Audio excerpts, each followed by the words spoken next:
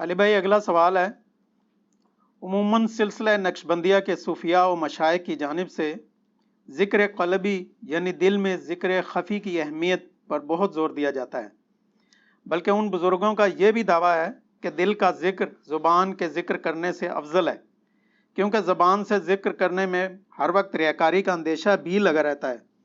قرآن و سنت کی روشنی میں ان صوفیاء و حضرات کا دعویٰ کہاں تک درست ہے؟ دیکھیں جی، پہلے تو میں پھکی والا جواب دیتا ہوں سٹارٹ ہی میں، تاکہ ان لوگوں کو اس بات کی سمجھ آ جائے۔ ہم نے تو جتنی ریاکاری کرتے ہوئے قلبی ذکر والوں کو دیکھا ہے، زبان والوں کو نہیں دیکھا۔ آپ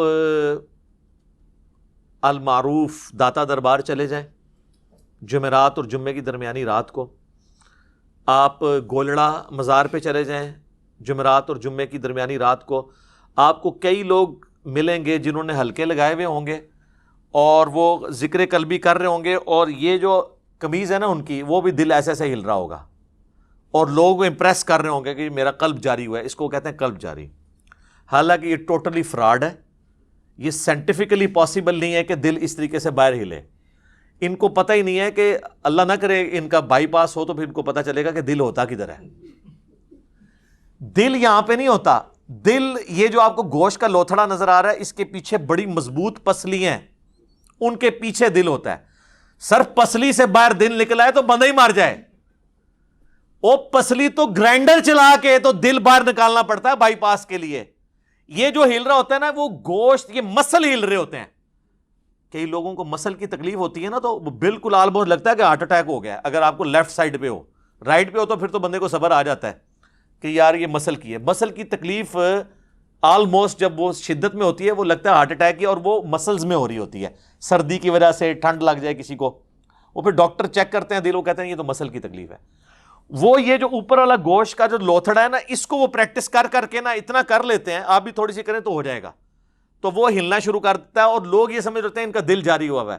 دل تو ادھر پہنچ ہی نہیں سکتا، وہ تو پسلیوں کے پیچھے ہوتا ہے۔ اتنا بڑا فراڈ ہے سائنٹیفکلی۔ ان کو کہ یار دکھائیں آپ، آج کل تو الٹرا ساؤنڈ ہو جاتا ہے، یہاں رکھ کے دیکھ لیں یہ دل ان کا باہر نکل کے دھڑک رہا ہے یا وہ گوشت کا لوتھڑا ہل رہا ہے۔ وہ آپ رائٹ سائڈ پہ پریکٹس کریں تو ادھر بھی ذکر کبھی جاری ہو سکتا ہے، ٹھیک ہے۔ ظاہر انہوں نے پریکٹس کی بھی ہوتی ہے، تو یہ ہوتا ہے ٹوٹلی فراڈ۔ زیادہ تر ریاکاری اس میں کر رہے ہوتے ہیں۔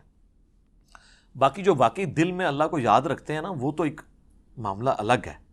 بخاری اور مسلم دونوں میں حدیث ہے، نبی علیہ السلام نے فرمایا، اللہ تعالیٰ فرماتا ہے، حدیث قدسی ہے، میں اپنے بندے کے گمان کے قریب ہوں جیسا میرے بارے میں گمان کرے، لیکن کرتوت بھی ٹھیک ہوں۔ یہ نہیں کہ برے اعمال کر کے اچھا گمان رکھے، اچھے اعمال کرے اور پھر اچھا گمان رکھے کہ اس میں بھی مجھ سے کمزوری ہو گئی، اللہ کی رحمت سے، نبی صلی اللہ علیہ وآلہ وسلم کی شفاعت سے کمپنسیشن ہو جائے۔ پھر بخاری مسلم کی اس حدیث کے آگے الفاظ ہیں، اگر میرا بندہ مجھے دل میں یاد کرے تو میں اسے دل میں یاد کرتا ہوں، اگر وہ مجھے کسی مجلس میں یاد کرتا ہے تو میں اس سے بہتر مجلس، فرشتوں کی مجلس میں اسے یاد کرتا ہوں۔ قرآن میں بھی ہے نا، فَاذْكُرُونِي أَذْكُرْكُمْ، اے میرے بندو مجھے یاد کرو، میں بھی تمہیں یاد کروں گا، تمہارا چرچا کر دوں گا۔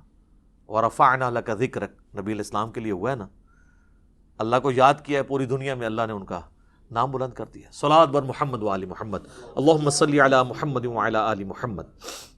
تو یہ سائنٹیفکلی یہ بالکل غلط ہو رہا ہوتا ہے، یہ لوگ بڑے امپریس ہو رہے ہوتے ہیں، کرنٹ شاہ اور آپ کو اس قسم کے کئی لوگ مل رہے ہوتے ہیں۔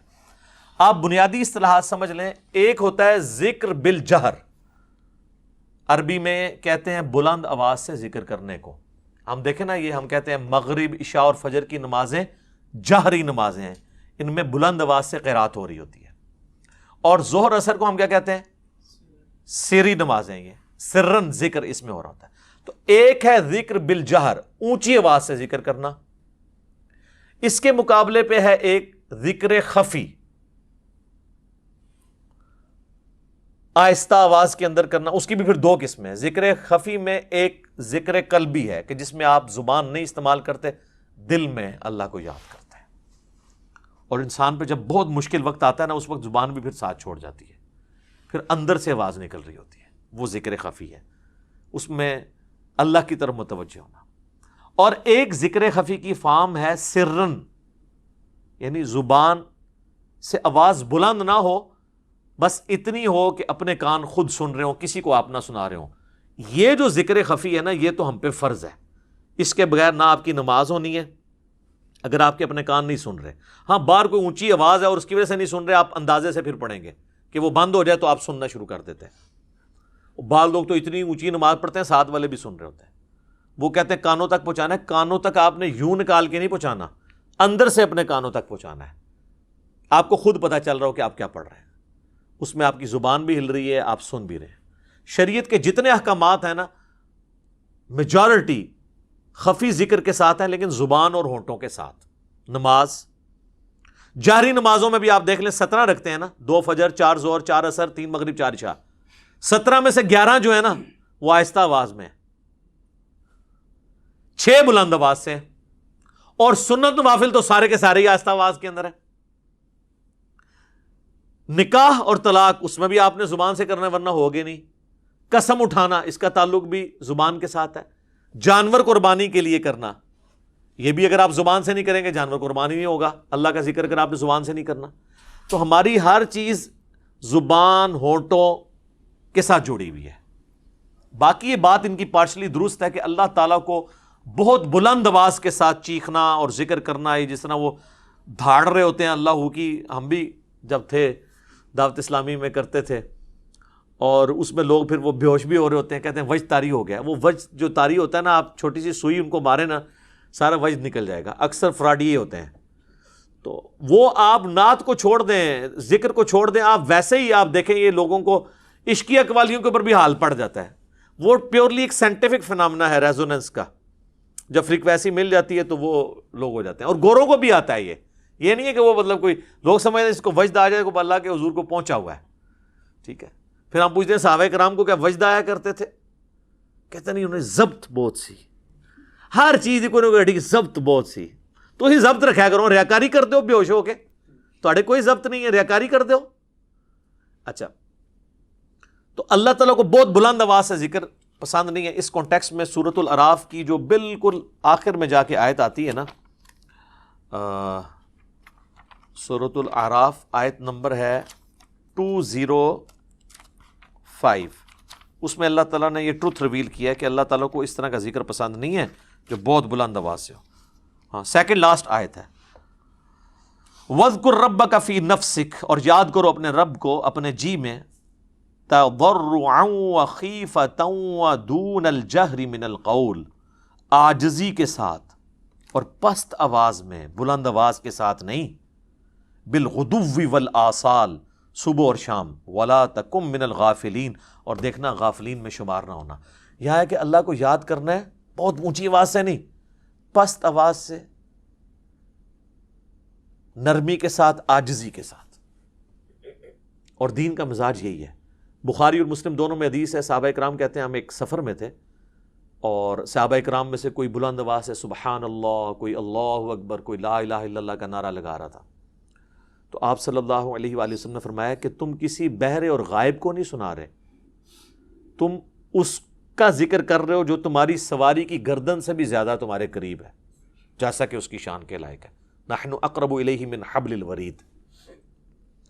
پھر آپ نے فرمایا میں تمہیں جنت کے خزانوں میں سے خزانہ نہ دوں جو اللہ نے مجھے دیا ہے، وہ ہے لا حول ولا قوت الا باللہ، نہیں ہے ہمت نیکی کرنے کی اور نہ ہے طاقت گناہوں سے بچنے کی مگر اس کی توفیق سے۔ یہ اسم اعظم ہے لا حول ولا قوت الا باللہ، اور اس میں الفاظ ہیں کہ تم کسی بہرے اور غائب کو نہیں سنا رہے، اپنی آواز کو پست رکھو۔ نبی علیہ السلام نے پسند نہیں کیا کہ کوئی بہت زیادہ اونچی آواز میں کرے۔ اب مجھے بتائیں، یہ جو شبینے ہو رہے ہوتے ہیں رمضان میں، 4 نمازی پیچھے کھڑے ہوتے ہیں اور باہر سپیکر میں پورے محلے کا سکون برباد کرتے ہیں، یہ کون سی سنت میں عمل ہو رہا ہے؟ ایون امام مسجد جہری نمازوں میں بھی اپنی آواز اتنی بلند نہیں کرے گا کہ 10 صفوں تک آواز جا رہی ہے اگر اس کی 2 صفیں ہیں۔ وہ جامع ترمذی میں ایک بڑی مشہور حدیث ہے، جو واقعہ بھی ایک مشہور ہے، وہ صحیح حدیث ہے جامع ترمذی میں۔ تہجد کی نماز کے وقت نبی علیہ السلام حضرت ابوبکر کے پاس سے گزرے تو وہ آہستہ آواز کے اندر قرات کر رہے تھے، حضرت عمر کے پاس سے گزرے، وہ بہت اونچی آواز میں کر رہے تھے۔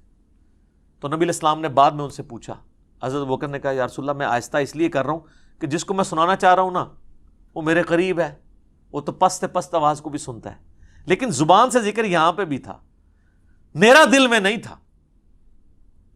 یہ میں بتانا چاہ رہا ہوں، یہ ایک تمہید ہے اس رزلٹ کی طرف کہ زبان اور ہونٹوں سے ذکر کرنا جی میں ذکر کرنے سے افضل ہے۔ نقشبند کے صوفیاء کا یہ موقف غلط ہے۔ باقی وہ پلی لیتے ہیں اگر ریاکاری کی، تو سر آپ کی جتنی فرض نمازیں ہیں وہ ساری بھی ریاکاری میں آ جائیں گی، سب سے بڑی داڑھی یہ ریاکاری میں آ جائے گی۔ ظاہری اعمال ہے نا، ریاکاری بندے اور اللہ کا معاملہ ہے، کسی پہ آپ نے فتویٰ نہیں لگانا کہ وہ اونچی آواز سے ذکر کر رہا ہے یا اس نے تسبیح پکڑی ہوئی ہے یا کاؤنٹر پکڑا ہے تو ریاکار ہے۔ اپنی پلی نبھاؤ، کسی ہوتے کو فتویٰ لاندے ہو۔ تو بعد میں نبی علیہ السلام نے حضرت ابوبکر عمر کو بلایا تو حضرت ابوبکر نے کہا کہ یا رسول اللہ میں تو جس کو سنا رہا ہوں تو سنتا ہے، میں آہستہ اس لیے۔ حضرت عمر سے کہا تم کیوں اونچا پڑھ رہے ہو؟ ان کا کہ میں چاہتا ہوں کہ میں شیطان کو بھگاؤں اور غافلین کو میں متنبہ کروں۔ تو پھر آپ علیہ السلام فرمایا عمر تم اپنی آواز تھوڑی پست کر لو، ابوبکر تم اپنی آواز تھوڑی سی اونچی کر لو، یعنی ماڈریٹ۔ اس میں بھی ایک ترغیب ہے کہ نبی علیہ السلام نے زبان کے ذکر کو پسند فرمایا۔ اس کو سپورٹی وہ حدیث ہے جامع ترمذی کی جو ہم نے اپنے اذکار کارڈ پہ بھی لکھی ہوئی ہے۔ ایک صحابی حاضر ہوئے، کہا یا رسول اللہ شریعت کے تو اتنے اعمال ہیں کہ میں تو عاجز آ گیا ہوں، کیا کروں کیا نہ کروں، مجھے کوئی ایک نصیحت ایسی کریں میں لازم پکڑ لوں۔ تو آپ نے فرمایا تیری زبان ہر وقت اللہ کے ذکر سے تر رہے۔ یہ بھی ثبوت ہے کہ زبان کا ذکر دل کے ذکر سے افضل ہے۔ کہیں پہ نہیں ہے کہ نبی علیہ السلام نے یہ فرمایا ہو کہ تم زبان سے بھی ذکر چھوڑ دو، زبان تر رہے۔ اس کو سپورٹی وہ حدیث ہے جو بخاری میں تعلیقاً امام بخاری نے لی ہے ایک چیپٹر کی ہیڈنگ میں، اور سنن ابن ماجہ میں پوری سند ہے کہ نبی صلی اللہ علیہ وآلہ وسلم نے فرمایا کہ اللہ فرماتا ہے، حدیث قدسی ہے، میں اپنے بندے کے ساتھ ہوتا ہوں جب وہ میرا ذکر اپنی زبان سے کرتا ہے اور اس کے ہونٹ ہل رہے ہوتے ہیں، اس وقت میں اپنے بندے کے ساتھ ہوتا ہوں۔ یہ لاجیکل ہے، جب آپ زبان سے ذکر کرتے ہیں آپ کی زبان بھی ذکر میں، آپ کے ہونٹ بھی ذکر میں، آپ کا دل بھی ذکر میں، سارے اعضاء اللہ کے لیے ہو جاتے ہیں، اور اس میں کنسنٹریشن بھی زیادہ ہے۔ اس لیے دیکھیں ہماری جو فرض جتنی بھی چیزیں ہیں، نمازیں ہیں، وہ زبان کے ساتھ ہیں۔ یہ اللہ تعالیٰ نے ایک اہمیت کو اجاگر کیا ہے اس حوالے سے۔ باقی یہ میں نے آپ کو بتایا کہ ذکر تو آپ جتنا بھی کریں وہ کم ہے، ریاکاری دل کے ذکر میں بھی آ سکتی ہے، زبان کے ذکر میں بھی۔ یہ جو ایسے یہ کرنٹ والے جو کام کر رہے ہیں اور پھر ویڈیو چڑھا رہے ہیں، کس کے لیے؟ اور یہ آپ دیکھیں کئی لوگ ہیں، یعنی وہ نماز پڑھ رہے ہیں اور سامنے 3 4 کیمرہ مین کھڑے ہیں، ان کی اوریجنل نماز، ایک تو ہے نا کوئی پریکٹیکل کسی کو سکھا رہا ہے وہ تو اللہ کا معاملہ، اوریجنل نماز کی بھی ویڈیوز وہ چڑھا رہے ہیں۔ تو وہ میں تو کہتا ہوں اس سے پہلے انسان کو بہت آ جائے کہ وہ اپنی نماز کی ویڈیو لوگوں میں چڑھا رہا ہو، بشرطے کہ سکھانے کے لیے ہو تو ایک ریکارڈنگ کرائے نا۔ اب وہ جناب لائیو چینل پہ بیٹھے ہوئے ہیں، نماز جی حضرت صاحب نماز پڑھ رہے ہیں جی، پڑھ لو حضرت صاحب نماز تسی، اور انہاں دی نماز پڑھ رہے ہو۔ یہ ہے ریاکاری، یہ ہے دکھلاوا۔ تو اس طرح کی تو چیزیں ظاہر ہے مار دی جائیں گی منہ کے اوپر۔ وہ تو صحیح مسلم میں بڑی دردناک حدیث ہے کہ قیامت والے دن ایک عالم کو، ایک سخی کو، ایک شہید کو اللہ تعالیٰ بلائے گا اور سب کو اپنی نعمتیں گنوائے گا۔ شہید سے کہے گا ہاں بھائی تو نے میرے لیے کیا کیا؟ کہے گا یا اللہ جان ہی دے دی، اور کیا کرتا، اس سے بڑا کیا؟ اللہ تعالیٰ فرمائے گا اس لیے دی کہ تاکہ لوگ تجھے کہیں کہ بڑا بہادر تھا، تو دنیا میں تیری بڑی تعریف ہوئی ہے، تجھے اجر مل چکا، اوندا منہ کر کے دوزخ میں ڈال دیا جائے گا۔ وَلِعَاذُ بِاللَّهِ تعالیٰ اللہم اجرنا من النار۔ عالم کو بلایا جائے گا کہ تجھے قرآن کا علم دیا گا، تو نے کیا کیا؟ کہے گا یا اللہ میں لوگوں کو قرآن سکھاتا تھا، میں نے اس کی دعوت عام کی۔ اللہ فرمائے گا اس لیے کی کہ لوگ تجھے بڑا قاری کہیں، تیری دنیا میں بڑی عزت ہوئی، تیرے اشتہار جب لگتے تھے تو آگے پیچھے دمیں لگی ہوتی تھی، یادگار اسلاف، ہاں جی، استاذ العلماء، مفسر قرآن، تو دنیا میں تیری بڑی عزت افزائی ہو چکی ہے، میرے ہاں کوئی نہیں ہے اجر، تو نے لوگوں کے لیے کیا؟ اوندا منہ کر کے دوزخ میں۔ سخی کو بلایا جائے گا، وہ کہے گا یا اللہ مجھے جو موقع ملا تیری راہ میں خرچ کرنے کا، میں نے کوئی موقع جانے نہیں دیا۔ اللہ فرمائے گا اس لیے کیا کہ لوگ تجھے کہیں بڑا سخی ہے، اس کے دسترخوان چلتے تھے، یہ مسجدیں بنواتا تھا۔ یہ میں آج کی ڈیٹ میں بات کر رہا ہوں۔ تو دنیا میں تیری تعریف ہو چکی، اوندا منہ کر کے دوزخ میں ڈال دیا جائے گا۔ حتیٰ کہ مسند احمد میں حدیث ہے، نبی علیہ السلام فرمایا جس نے دکھلاوے کے لیے نماز پڑھی اس نے شرک کر دیا۔ پڑھی اللہ کی ہے، مخلوق شریک ہوگی، شرک ہو گیا، شرک خفی۔ جس نے دکھلاوے کے لیے روزہ رکھا اس نے شرک کیا، جس نے دکھلاوے کے لیے صدقہ کیا اس نے شرک کیا۔ ریاکاری والا معاملہ یہ یاد رکھیے گا، آپ کسی پہ فتویٰ نہیں لگائیں گے، اپنے اوپر ضرور لگائیں. آپ کسی کے اوپر فتویٰ نہیں لگا سکتے کہ ریاکاری کر رہا ہے. اپنے آپ کو ہم ہمیشہ سامنے رکھیں گے. سنن ابی داؤد میں حدیث ہے جس نے دنیا میں مشہوری کا لباس پہنا قیامت والے دن اللہ اسے ذلت کا لباس پہنائے گا. اب یہ جو زرق برق لباس پہن کے عجیب و غریب کلر کی پگڑیاں پہن کے آتے ہیں ان کو خود سوچنا چاہیے کہ ہم اس لیے آ رہے ہیں کہ لوگ ہمیں کہیں, یا ہم اپنی پگڑی کے اوپر اتنا بڑا یہاں نالین کا بیج یا پھول اس لیے لگا رہے ہیں کہ ہم لوگوں میں ڈومیننٹ ہو جائیں کہ ان کا بڑا لیڈر یہ ہے. وہ خود اپنے اوپر سوچے, ہم نہیں فتویٰ لگاتے. اس کے اگینسٹ جامع ترمذی میں حدیث ہے جس نے استطاعت کے باوجود اچھا لباس ترک کر دیا, یہ نہیں ہے کہ وہ گندا پہن لیا, بہت خرچہ نہیں کیا, قیامت والے دن اللہ تعالیٰ پبلکلی اسے جنت کا حلہ پہنائے گا کہ اس بندے نے دنیا میں میری خاطر عاجزی اختیار کی تھی. نبی الاسلام کی تو پوری زندگی عاجزی کے ساتھ ہے. تو ریاکاری کا فتویٰ ہم کسی کے اوپر نہیں لگائیں گے, اپنے اوپر تو خود بندے کو دیکھنا چاہیے نا وہ کس طرف جا رہا ہے. تو ذکر خفی میں بھی ریاکاری ہو سکتی ہے اور ذکر بالجہر میں بھی ہو سکتی ہے, یہ تو ڈیپینڈ کرتا ہے. اب کئی لوگ ہیں وہ مطلب اپنی نیکیوں کی داستان اس طرح سنا رہے ہوتے ہیں, میری تو جناب 10 سال تو روٹین ہے 3 بجے اٹھنا, 10 سال دے 3 بجے ختم. وہ حضرت سفیان ثوری رحمہ اللہ کے بارے میں مشہور ہے, محدث بھی ہیں اور ایسے محدث ہیں جنہیں صوفیاء بھی مانتے ہیں. کسی کے گھر مہمان گئے تو اس نے کھانا پیش کیا تو اس میں نمک کم تھا, تو انہوں نے کہا کہ تھوڑا سا نمک لے آؤ. تو اس نے اپنی بیوی کو آواز دی کہ جب میں 30 دفعہ حج کے لیے گیا تھا نا, تو جو حرم سے میں نمک لے کے آیا تھا نا وہ حضرت صاحب کو پیش کرنا ہے. تو سفیان ثوری نے فرمایا اس نے ایک جملے میں اپنے 3 حج فارغ کر دیے ہیں. 3 ہی فارغ ہو گئے نا. اس نے کہا 30 دفعہ, یہ نہیں بتایا میں نے 3 حج کیے ہوئے. حسن بصری تابعی کہتے ہیں کہ صحابہ کرام اپنی نیکیوں کو اس طرح چھپایا کرتے تھے جس طرح اپنے گناہوں کو تم چھپاتے ہو, کیونکہ اللہ تعالیٰ تو دل کو دیکھنا نا. مسلم شریف کی حدیث ہے کہ اللہ تعالیٰ تمہارے شکلوں اور مال کو نہیں دیکھتا, دلوں اور اعمال کو دیکھتا ہے. اور مسلم شریف میں حدیث ہے گناہ وہ جو تیرے دل میں کھٹکے اور تو ڈرے کہ لوگوں کو نہ پتہ چل جائے. یہی کیفیت نیکیوں کے لیے ہونا تو پھر نیکیاں سنبھلی رہتی ہیں, ادروائز تو پھر نیکیاں ضائع ہوں گی. جس طرح یہ لوگ کر رہے ہوتے ہیں, بڑے بڑے جبے کبے پہن کے بیٹھے ہوتے ہیں, اور اس میں بہرحال یہ کہ ہم ان کو یہ ترغیب دلائیں گے کہ آپ اپنے آپ کو خود دیکھیں. ہم نہیں کہتے آپ ریاکار ہیں, ٹھیک ہے. آپ نے اگر وہ ایک منار پاکستان جتنی ٹوپی اوپر پہنی ہوئی ہے, ہم نہیں کہتے کہ آپ ریاکاری کر رہے ہیں, لیکن آپ کم از کم خود اپنے آپ کو دیکھیں کہ آپ کے دل میں کوئی ایسا خیال تو نہیں آتا. ویسے تو کہہ دیتے ہیں جی بڑی عاجزی ہے جی, لیکن کسی مجلس میں چلے جائیں کوئی استقبال کے لیے کھڑا نہ ہو تو ان کے دل میں آتا ہے. تو جامع ترمذی میں حدیث ہے کہ جس شخص کی یہ خواہش ہو کہ لوگ اس کے سامنے احتراماً کھڑے رہیں, وہ اپنا مقام دوزخ میں دیکھ لے. کتنا کریٹیکل معاملہ ہے. تو یہ خواہش نہیں دل میں پیدا ہونی چاہیے. اور جامع ترمذی میں حدیث ہے, انس ابن مالک کہتے ہیں ہم میں وہ شخصیت تھی جو ہمیں ہر چیز سے بڑھ کر محبوب تھی, لیکن جب وہ ہم میں آتے تھے ہم ان کے استقبال کے لیے کھڑے نہیں ہوتے تھے, کیونکہ ہمیں پتا تھا وہ اس سے ناراض ہوتے ہیں, اور وہ اللہ کے رسول تھے صلی اللہ علیہ وآلہ وسلم. صلاۃ بر محمد وآل محمد, اللہم صلی علی محمد وعلی آل محمد واصحابہ اجمعین الی یوم الدین. تو ذکر آپ زبان سے کریں, یہ افضل ذکر ہے. بخاری مسلم میں حدیث ہے اللہ کا ذکر کرنے والا گویا کہ زندہ کی مثل ہے, ذکر نہ کرنے والا مردہ کی مثل ہے. اور سورۃ الرعد کی آیت نمبر 28 ہے, الا بذکر اللہ تطمئن القلوب, آگاہ ہو جاؤ بے شک اللہ کے ذکر میں دلوں کا سکون ہے. اور ذکر وہ ہوں گے جو نبی الاسلام نے تعلیم فرمایا ہے, بابوں نے نہیں سر, کتابوں میں جو آئے ہیں. یہ صوفیاء بڑے دعوے کہتے ہیں ہم نبی الاسلام تک پہنچے. میں نے کتنے عرصے سے چیلنج کیا ہے, دنیا کا کوئی ایک صوفی مجھے فرض نماز کے بعد کے 17 اذکار تجوید اور ترجمے کے ساتھ سنا دے, اور صبح شام کے 25 کے قریب اذکار سنا دے.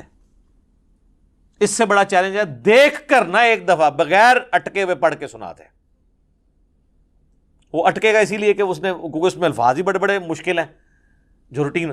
یہ تو اپنے بزرگوں کے پڑھ رہے ہوتے ہیں. ہاں چند ایک سنت بھی ہوتے ہیں, تسبیحات فاطمہ پڑھ لی, آیت الکرسی پڑھ لی, باقی تو ان کو پتہ ہی نہیں ہے کہ اذکار کیا ہیں.